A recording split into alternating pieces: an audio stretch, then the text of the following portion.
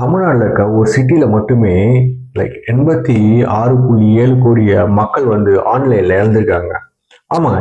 Like தமிழ்நாட்டில் இருக்க கோயம்புத்தூரில் பார்த்தீங்கன்னா 2025ல 10,000 சைபர் கிரைம் கம்ப்ளைண்ட்ஸ் வந்து ரைஸ் பண்ணப்பட்டிருக்குன்னு சொல்கிறாங்க. இதில் 80% ஆஃப் கம்ப்ளைண்ட்ஸ் பார்த்தீங்கன்னா நாங்கள் வந்து ஆன்லைனில் காசை விட்டுட்டோம் அப்படின்னு சொல்லியிருக்காங்க. முக்கியமான காரணங்கள் என்னென்ன பார்க்குறாங்கன்னா fake investments apps, trading apps தான் ஃபஸ்ட்டு சொல்லியிருக்காங்க.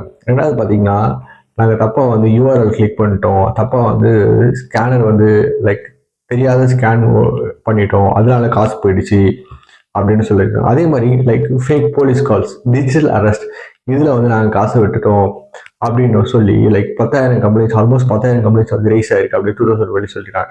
இதுக்கு போலீஸ் சைட்லேருந்து பார்த்தீங்கன்னா 10% தான் அவங்க சைட்லேருந்து காசை மீட்டிருக்காங்க, 10% தான் சால்வ் பண்ணியிருக்காங்க, 90% அவங்களாலேயும் என்ன பண்ணுறதுன்னு தெரியல.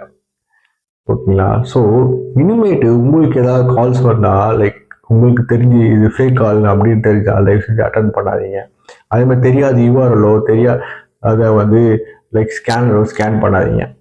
அதே மாதிரி பேங்க்லேருந்து உங்களுக்கு கால் பண்ணி ஓடிபிஸ் கேட்க மாட்டாங்க.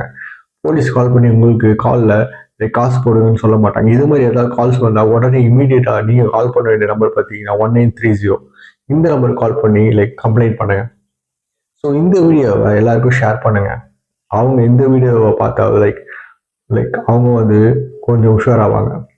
So for more videos like this on a daily basis, please subscribe my channel. Thank you.